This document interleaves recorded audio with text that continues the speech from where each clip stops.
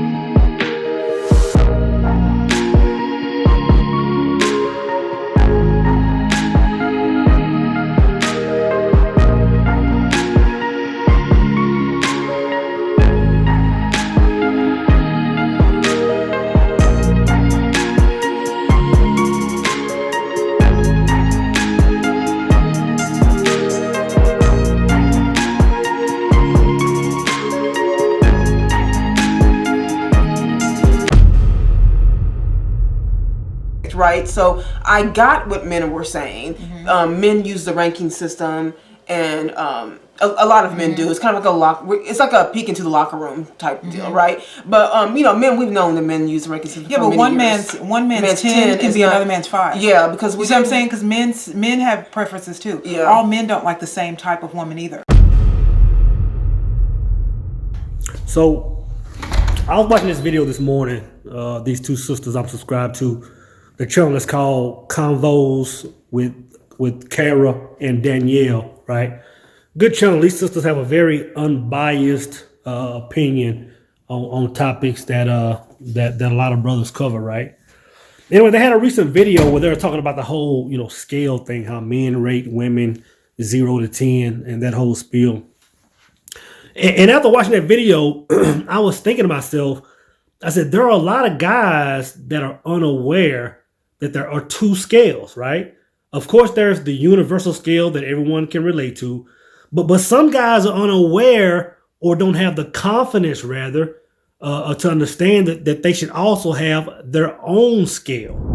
Now, I don't think a lot of people have considered what a world would be like if this universal scale that we used, was used to really determine what beauty was for every man on every part of the globe. I don't think we understand the repercussions of that, right? But we'll get to that. But to understand, the point I'm trying to make, let's take this to a completely different industry, right? Let's take it to the automotive industry. Let's take a man from the U.S., right? Let's take a man from the Middle East. Let's take a man from Japan. And let's put them all in one room. Now, if we ask these men, to name and rate the world's top vehicles, of course, each man is probably going to default to the Bugatti Veyrons, right? Man is going to default to the McLaren P1s. He's going to default to the Lambo Aventadors, right? But if you put each man back in this perspective portion of the globe, his idea of what the top vehicle is, it'll probably change a little bit, right? Now I know what you're saying. You're saying, so, well, of course these men's idea of the top vehicle would change because the average man, can't afford these exotics or these supercars, right? That's not necessarily true. I remember watching, I'm not sure if it was Whips. It was one of those car shows where they go out and talk to celebrities. Anyway, they were talking to a rapper named Currency from New Orleans, right? I'm not sure if you know Brother Currency, right? But they were walking around Currency's yard, and it was just a whole fleet of old schools, right? He had the Cutlasses, he had the Chevelles, he had the old school Impalas, right? And the host was like, well, where are the Lambos at, right? He was like, where are the foreigns at? And the brother was like, no, like this is my fleet. This is how I roll. This is what I like. And the thing is, it's the exact same way with women, right? You take a guy from Texas, right? You take a guy from Saudi Arabia. You take a guy from the Far East, right? And you put them all in a room and you tell them to name the top, 3 to 5 women. Of course, they're gonna come with the Beyoncés and the Jennifer Lopez's and the whoever else the top celebrity names are, right? But if you put them back in their perspective, parts of the globe in the perspective, regions of their country, their mindsets as far as what beauty is and what the top beauty looks like is going to be completely different, right? The man that's from the U.S. or the man that's from Texas, he might be like, Bonquisha that work at Walmart, man, like she's the most beautiful thing I've ever seen. The brother from Saudi Arabia, he might be like, Fatima that works at the market, like there is no greater than Fatima. The other brother from the Far East, he might be like Greta. Greta is the sexiest thing on the planet. So you can't have one standard of beauty and put it on the top of the world for every man to go by. Now, this standard of beauty, right? This golden ratio that everybody talks about. It bothers me when I see, men and women of different backgrounds and creeds and races and nationalities, talk about this golden ratio as the be-all, as the beauty standard. It sickens me because you have to understand that this golden ratio was made in a very small portion of the globe, by Greek men, right? So it can't apply. It can't be the be-all as far as beauty for the whole world. You know what I'm saying? I was watching this article or this video on YouTube the other day, yesterday, and I'll try to leave a link. But it said, it was saying these are the top 10 most beautiful women, using this science. And the thing is this. There were no Hispanic women on this list. There were no Asian women on this list. There were no African Americans. There were no, Middle Eastern, you name it. They were nowhere to be found on this list. There were 10 of the world's most beautiful, white women. And the thing is, did that anger me? Not at all. Because that's who's supposed to be on that list. If you're using a beauty standard that was made back when it was to apply to this type person, then why would anybody else make that cut? You know what I'm saying? I was also watching another video. It was a Asian lady, beautiful lady. She was getting cosmetic surgery, and the doctor's sitting there telling her, he's talking about the ratios and eyebrows and all this stuff, and he's explaining to her. Like her eyes are different size. He was explaining to her, he was like, Asian women normally have, wider jaws than most other women. And he was like, if you can just trim your jawline to do a certain thing. And in my mind, I was like, this is crazy. This is crazy. You have a whole nation of women that are now trying to fit this beauty standard and going against their natural features. The Asian woman's eyes and jawlines is what makes her a beautiful Asian woman. And my sisters, I could talk all day about my sisters, man. Why do you think black women, get these weaves and these color contacts? Now pause. Before y'all sisters get mad, let me say this. And I just came to this conclusion just a couple of years ago. There are some black women that get extensions and weaves and all that stuff strictly because they want extensions, strictly because they want to, have longer length of the hair that they currently have. But I remember I dated this woman, and this is when I came to this conclusion. I dated this woman, East Texas, and I remember she got it. We just started talking. She got her hair done, and I was complimenting her hair. And I was like, how do you get it like so dang silky and so whatever, And she just gave me this look like, man, please, like get off the gas. And she told me it wasn't hers. And brothers, I could not tell. But all she did was had her regular hair doing what it did and just extended her hair, right? So there are some women that get extensions simply to extend their hair.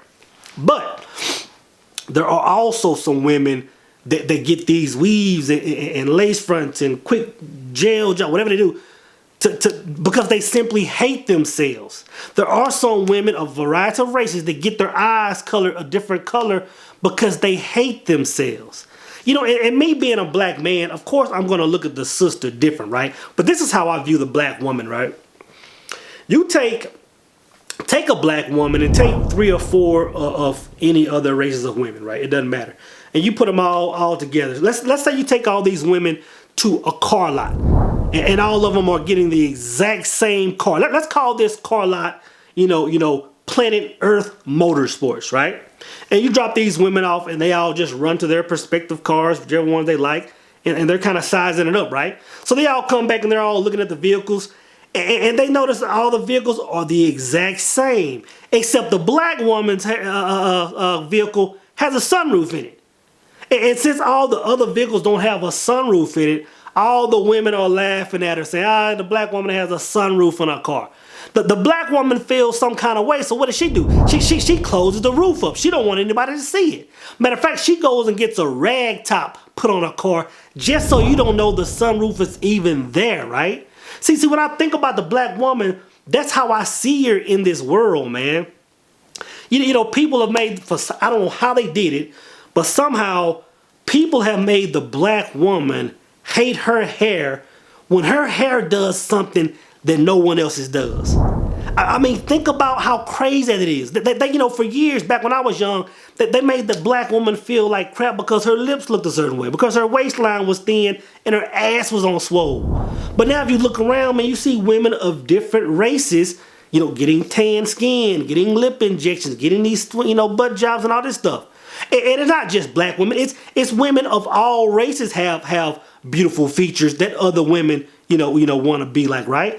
But it goes back to this standard, this illusion of a standard, right? Instead of everyone just, you know, accepting their own standard of beauty.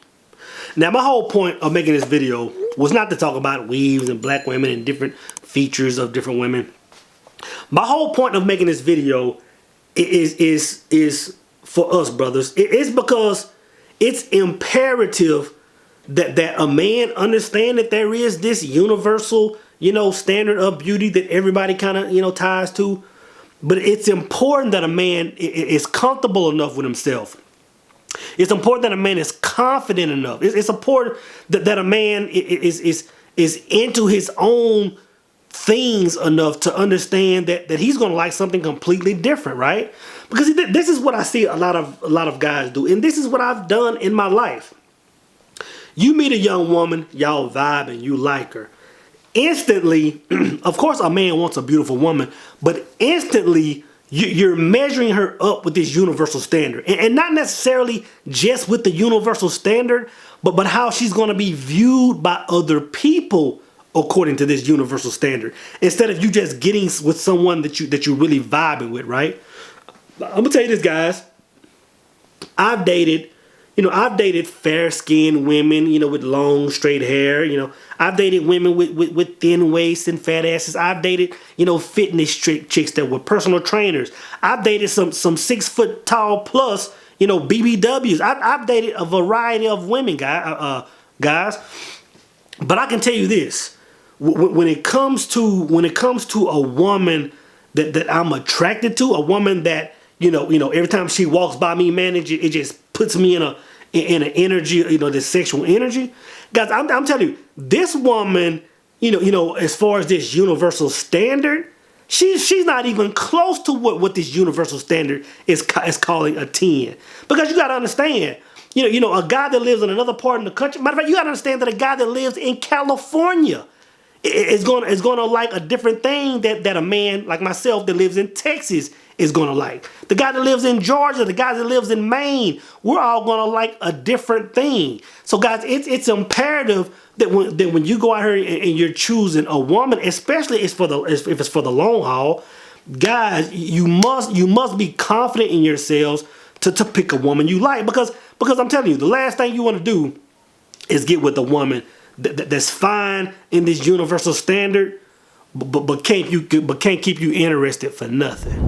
So if you like tall, skinny, you know, petite women, you know, with a certain type skin, then get that, brothers. If you like a woman with a little bit, you know, a little bit of extra pounds on her because you like rubbing up against that on these cold winter nights, then get that. If you like white women, if you like Asian women, if you like black women, if you like women of any other culture or creed, then don't care about anything that any other man or any other standard is saying is right. You know what I'm saying? Because at the end of the day, guys, I'm telling you, there's nothing worse than being with a woman that fits this standard but can't even get you right.